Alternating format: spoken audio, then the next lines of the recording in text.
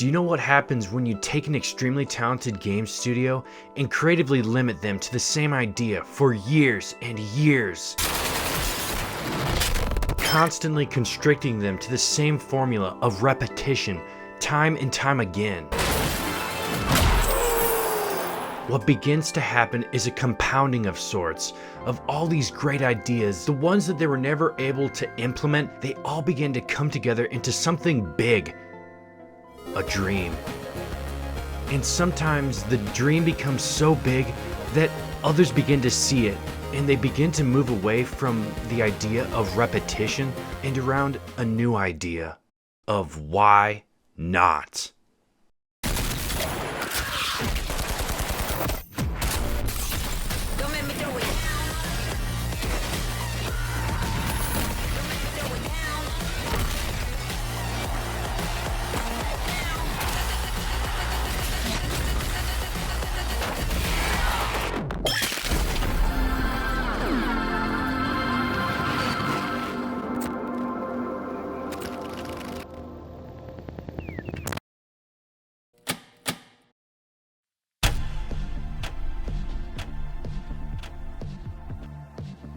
To talk about who Embark is, you really need to know who Embark was.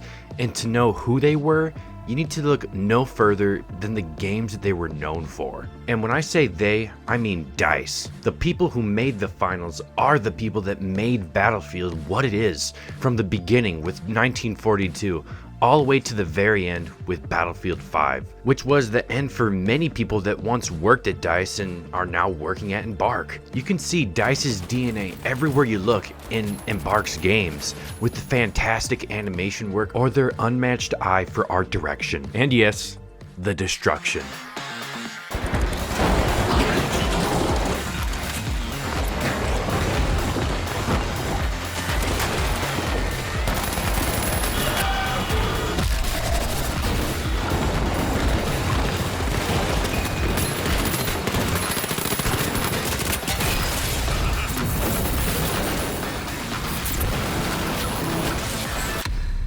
The finals feels like a best of compilation of every game that they have ever worked on. The Battlefield franchise has a very unique feeling of chaos and order, but the feeling the finals gives me is completely unique to any game they've worked on in the past. It's hard to narrow down exactly what that feeling is, but it's really, really good.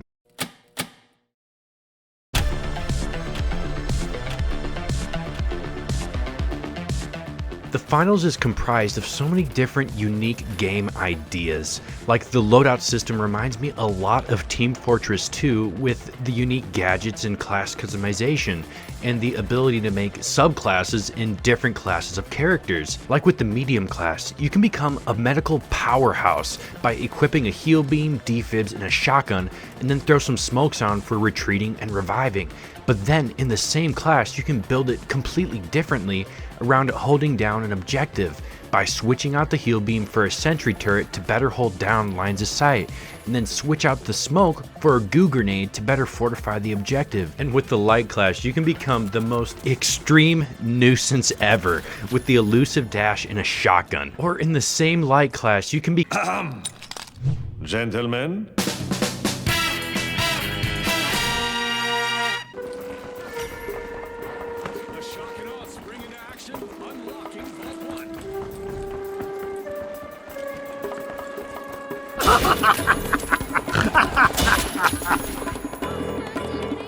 Let us move!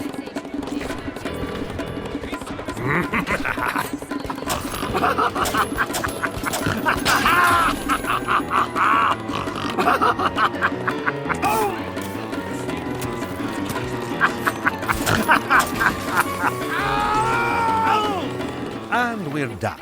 Off to hang myself. But it's not just the loadout system from Team Fortress 2, it's the amount of health that you have and the time to kill that reminds me a lot of Halo. The list of games that the finals takes ideas from is a very, very big one, but they all come together into a game that feels very distinctly its own. Also remember this game, it'll be important later. Even though the finals is a melting pot of different game ideas, it is also filled with ones that are strictly embarks, like their industry-leading multi multi-layered, server-sided level destruction. Try saying that 5 times fast. But this technology is very new, and it's very hard to implement into video games. So in a game like R6, where the destruction is implemented all over the map, there are 2 different ways that the destruction is recorded. There's one to the server, and then there's one for the player. Whenever an action is done in the game, it is recorded by the server, but what is seen by the player is different for each player in their instance of the game. So if you destroy a barrier, they will have the action of you destroying it recorded by the server. But then the debris that is left behind is unique for each and every player. And in a game like R6, where gunfights are everything, this can be between winning and losing the gunfight in multiple different scenarios.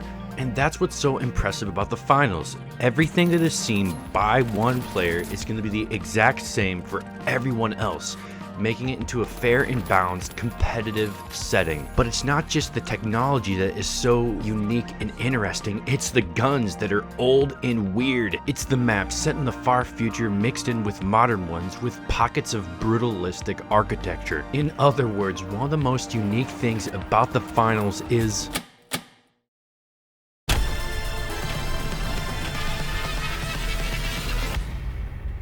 in the finals, you are a contestant in a far future game show where guns, technology, and money have all came together to produce this intense sport where all the players are highly trained professionals, and you are one of them. And in this far off setting, VR headsets have now become a common thing. So now everyone just owns and wears one, and they're either wanting to compete in the show or be a part of the visible audience. Every little detail plays into the idea of this being a true sport of its time, with the crowd and commentators reacting to everything that happens within the game. Your characters aren't made out of flesh and blood, they're made out of digitized coins and money, because with every elimination it brings you one step closer to the big reward at the end. Or you have other things like how when your character spawns in, they always punch through and into the digital space. And this is a very video game feeling video game, if you get what I'm saying. It's more so trying to have fun than be something that's hyper realistic. All of these little choices for fun make sense for the setting of the game as well, because it makes it more entertaining for the audience, speeding up the game and keeping the action moving. The setting of the finals is absolutely fantastic because it allows for so much creativity, and it never becomes distracting because that's the setting that you were promised from the get-go. It's what you paid for getting into this game, or really what you didn't pay for, because it's free. But for me, this sauce, this setting that Embark has crafted, it already tastes so good. But the little extra zing that they have, the through line that's in every single map, these bright yellows, these intense reds, this style that this game has is not seen anywhere else besides Mirror's Edge. See, I told you this game would be relevant later because it truly is, because the blood that was flowing that made Mirror's Edge's art direction so memorable is still present in the finals. And the reason the DNA between these two games is so similar is because the same devs made the games. Like, I mean, just look at this skyscape. Lord have mercy, I'm about to bust. Sus. Now look at this one in the finals.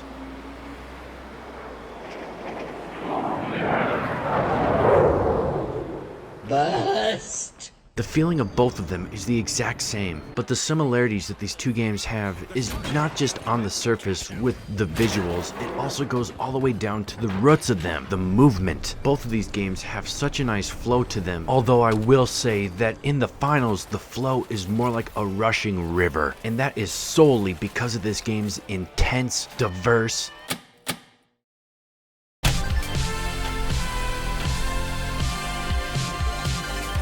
one of the core things that adds to the finals' uniqueness in its gameplay is the game modes that can either increase the intensity or lower it depending on which one you choose to play. For instance, with Power Shift, this is by far the most chaotic game mode, but it's also the simplest. It's just 2 teams of 5 fighting over a single objective, and whichever team pushes it further into the enemy's base wins. Or there's Terminal Attack that is essentially search and destroy, making this into a more tactical experience.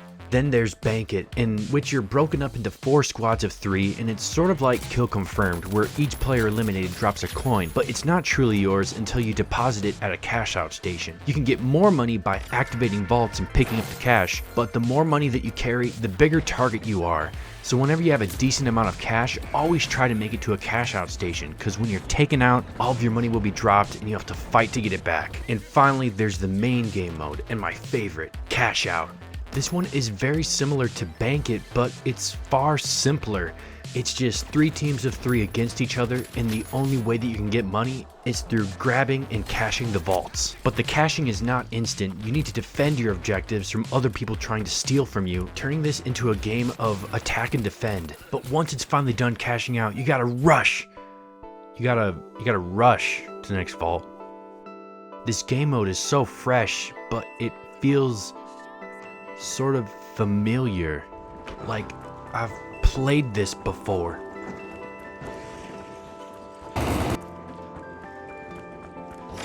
Cash out launched.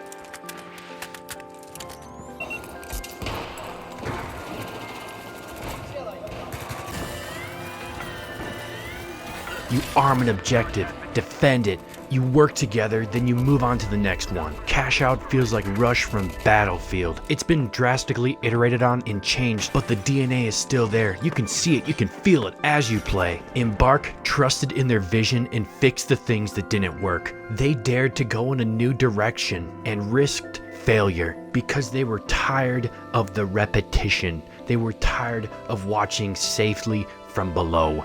They learned from their failures and mistakes from the past, and they are doing something that isn't easy. I just have one more question before I go. Think very hardly about this next question. If this game sounds at all good to you, these extremely unique and beautiful maps, these insane levels of destruction, this fun and addictive gameplay, the non-existent pay-to-win mechanics, these insane levels of character customization, for the ability to play Team Fortress 2 Spy, a game that was made with so much passion and love for the big details and the small ones that don't even matter, but they did it anyway. All of this, I ask you, can you reach the finals?